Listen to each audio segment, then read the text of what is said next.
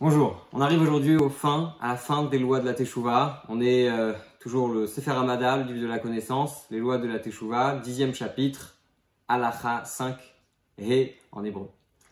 Amrou Chachamim, nos sages nous disent, Leolam Yasok Adam Batorah, un homme devra toujours s'efforcer d'étudier la Torah, Afilou Shelo Lishma, même si ce n'est pas pour la bonne raison. J'ai mis tort Shelo Lishma parce que, à force d'étudier, même pas pour la bonne raison, eh bien, Balishma, il viendra à vraiment faire les choses comme il faut. Il y a l'explication très connue de la Chassidoute, qui est de dire que une personne qui fait une bonne chose, même si quand elle le fait, elle n'a pas forcément la meilleure intention, au fond d'elle, elle a envie de faire toutes les bonnes choses. Et que, en réalité, au fond de chacun se cache une volonté de tout faire bien, qui doit être dévoilée.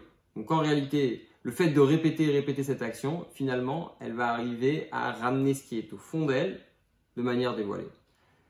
Il y a aussi, c'est ce sur quoi on va s'arrêter aujourd'hui, une explication du Admour de Sokhachov, qui explique la chose suivante. Il dit, le Rambam, il a choisi de dire le mot Torah.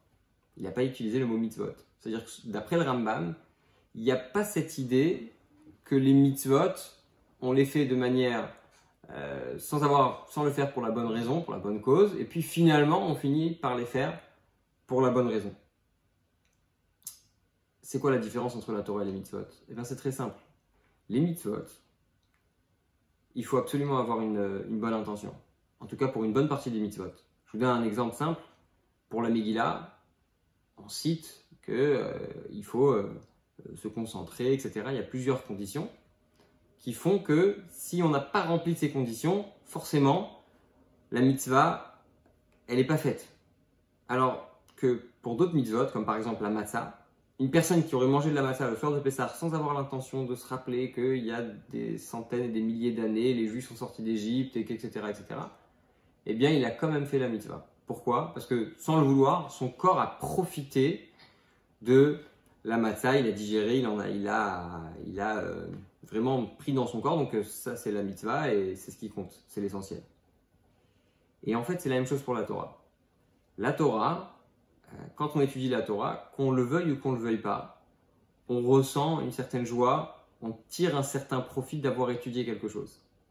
Et c'est pour ça que le Rambam a utilisé le mot Torah, parce qu'il sait que dans la Torah, même si on n'étudie pas pour la bonne raison, finalement on profite de la lumière de la Torah. Et finalement, c'est cette lumière qui se trouve dans la Torah qui va faire revenir cette personne dans le bon chemin, de faire les choses vraiment pour les bonnes raisons. Donc, pour résumer, la question elle est simple, c'est de dire pourquoi le Rambam a utilisé Torah et pas le mot mitzvot. Parce que dans les mitzvot, il faut absolument avoir la bonne intention, en tout cas pour la plupart des mitzvot, et que si on n'a pas fait cette mitzvah pour une bonne intention, du coup, c'est comme si on n'a rien fait du tout et ça ne va pas nous amener à autre chose.